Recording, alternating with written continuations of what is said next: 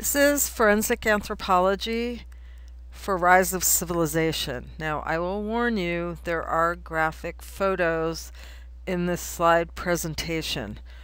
In most cases, I have them marked, but unfortunately, everybody dies and some of the pictures are graphic.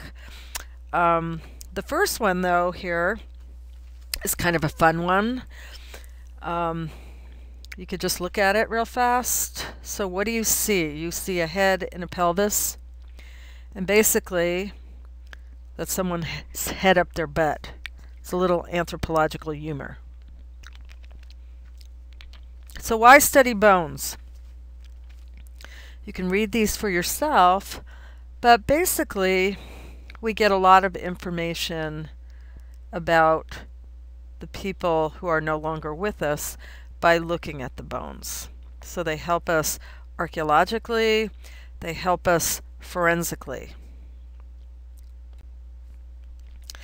And just understand that by looking at one trait, you're not going to make a positive identification. It's an imprecise science.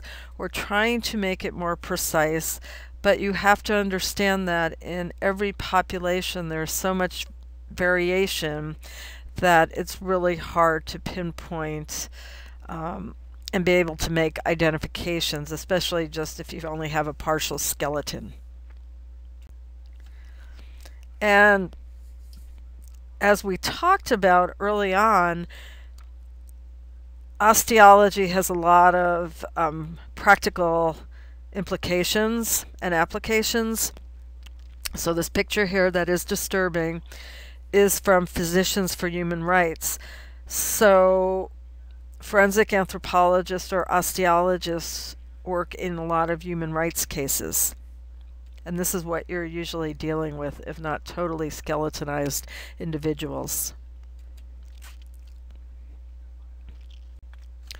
Okay, so if you are going to know osteology, obviously you need to know your bones. And if anyone has ever had an osteology lab, anatomy lab, not only do you have to know the bones, but you have to know all the different parts of the different bones.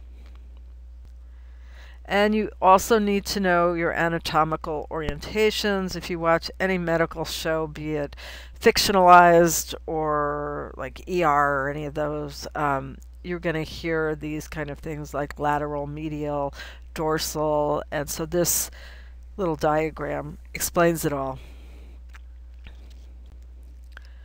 And you also need to know the different types of bones. So, you know, in case you're not aware, we have the long bones. And these are the ones most people know, you know, your leg bones and your arm bones. And then you have the short bones. So your fingers and toes, also your clavicle. Then you have the flat bones, you know, your shoulder blades, your ribs, your sternum. And the regular bones are little boogers, just because they're really hard to identify. And you don't think about the bones in your wrists or your ankle, but there are several of them, and they're really hard to tell apart, but they all have names, and you have to actually have to know right from left and vice versa. And of course the knee bone.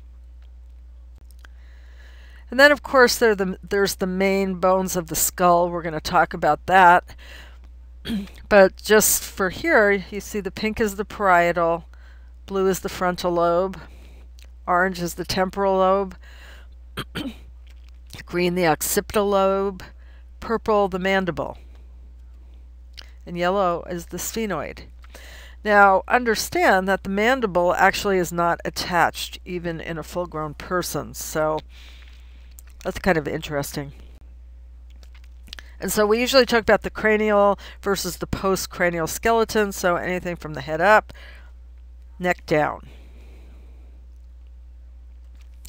And so we're getting really high tech. We have different ways of measuring bones, and so now there are computer programs which are really cool where you actually take all these measurements of the different bones, you plug them into a computer, and it will actually give you some ranges for sex, for age, that type of thing. And what's the first thing you need to know? When I worked at the medical examiner's office, we would get all kinds of bones in. And in most cases, they were animal bones. So you need to know the difference between animal bones and human bones. So in most cases, it's pretty obvious. They're not too hard to tell apart. But up in Alaska, there is one part of the body that gets confused with the corresponding part of an animal's body. And that is the bear paw versus the human hand. Now, actually, the pictures are reversed. So what you have is you have your bear paw on the right and the human hand on the left. And if they're all articulated, of course you're going to be able to tell the bear from the human because they have claws versus nails. But if these bones are not attached and they're just laying out, it's not that hard to confuse human versus bear paw. And that happens, not a lot, but it does happen up here. And here's just some other examples of animal bones versus human bones. We have tibias, and we also have femurs. And especially with the crime shows like CSI, for a long time, people who would be out walking their dog and the dog comes upon a bone, people would think, I've come across a homicide. And so they would actually bring the bone to their local law enforcement. And in Alaska, all the bones come into the medical examiner's office. And that's one of the things that I help do. Again, some of them were really obvious that it was animal. And what you can see, if you look here, you see these ridges on the bones. Well, what those are actually muscle attachments. So you can tell on bone if the person or animal or whoever was very muscular or not.